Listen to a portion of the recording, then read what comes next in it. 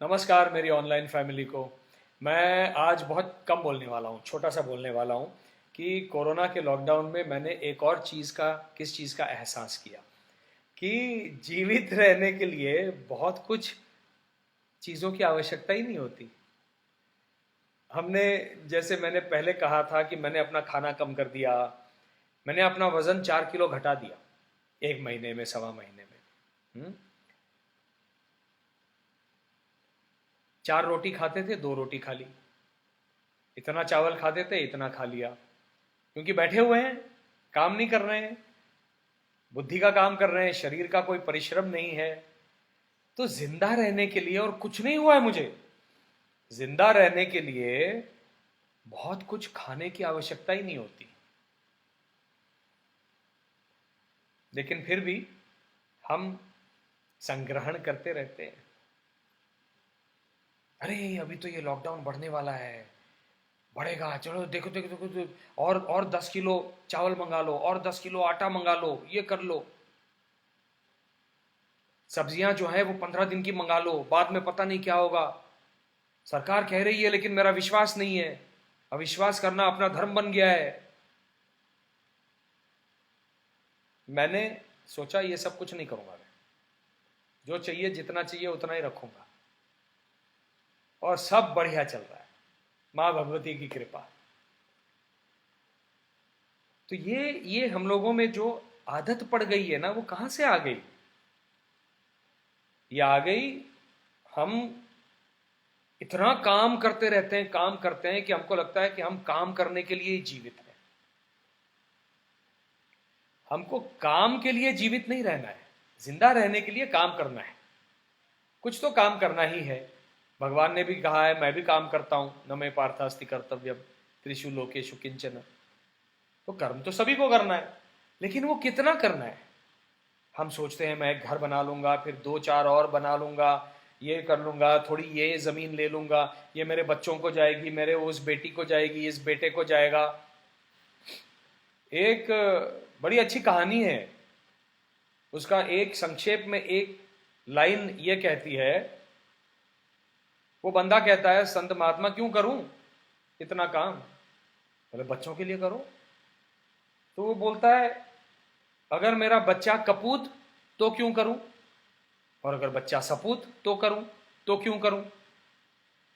मतलब मैंने जिंदगी भर मशीन की तरह काम कर करके पैसा बनाया, प्रॉपर्टी बनाई, जमीन जायदाद बनाई, लाइफ को एंजॉय ही नहीं किया, बस यही करता रहा कि बच्चों को दे दूं। और बच्चा अगर मेरा कपूत निकला तो वो बच्चा एक जनरेशन में, 5 वर्षों में उसको फूंक देगा, 2-5 साल में।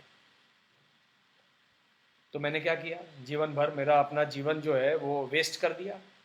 और अगर मेरा बच्चा सपूत है तो मैं अपने जीवन को जीते हुए, अच्छे से जीते हुए,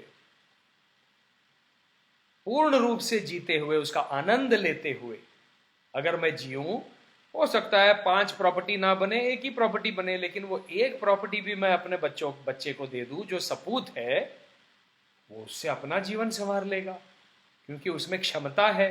वो सपूत है, कपूत नहीं है।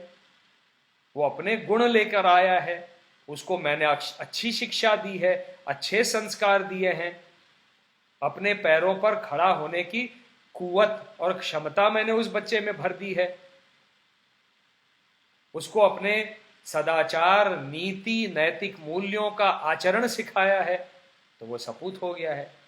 तो जो कुछ छोटा भी मैं उसको दे दूंगा, थोड़ा भी दे दूंगा, उससे वो सपूत अपना जीवन संवार लेगा।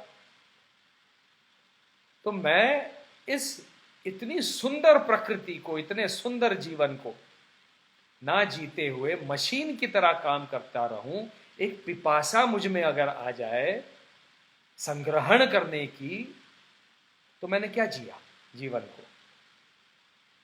और जीवन को जीने की यही कला भगवान कृष्ण सिखाते हैं।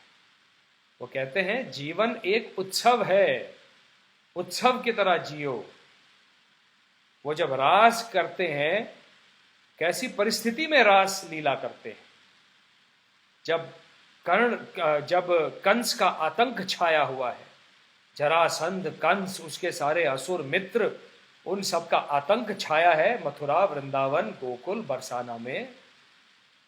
ऐसी परिस्थिति में वो एक बांसुरी से मधुर सुर निकालते हैं और नृत्य करते हैं, और वो सुर ऐसे हैं कि हर गोपी, गोपी कौन है? जो अंदर से कुंठित है लेकिन अपने आप को, अपने आनंद को व्यक्त करना चाहती है, वो हर व्यक्ति गोपी है। ऐसी गोपियां आती हैं और उसके साथ नाचती हैं, कृष्ण के साथ, अपने दुख को भूल जाती हैं, अपने स्वयं के दुख को भूल कर, दुख तो है अपनी जगह पे, उससे उससे हम डील करेंगे, उससे कैसे उबरना है ये भी हम सोचेंगे, लेकिन 24 घंटे दुख के विषय में सोचते रहना और प्रकृति का आनंद नहीं लेना, आस्वाद नहीं लेना, ये जीवन नहीं है। जीवन को रास की तरह, उत्सव की तरह, संगीत के साथ, माधुर्य के साथ, हंसते खेलते जीना भगवान कृष्ण सिखाते हैं, और यही रास है, हमको यही करना है। इसलिए शांत रहना है। इसके पहले भी जो मैंने बातें कही हैं वो नहीं करनी है। पिपासा में जीवन को नहीं जीना है, संग्रहण करने के लिए जीवन को नहीं जीना है, बटोरना है सब, पैसा पैसा पैसा, काम काम काम नहीं। मेरी भी हॉबीज हैं, संगीत सुनना अच्छा लगता है, नाटक देखना अच्छा लगता है, फोटोग्राफी करना अच्छा लगता है, जंगलों में जाना अच्छा लगता है। जंगल में केवल बाघ देखने के लिए नहीं जाता हूं मैं, वहां के अलग अलग अलग पेड़ पौधे, अलग अलग प्राणी देखने के लिए।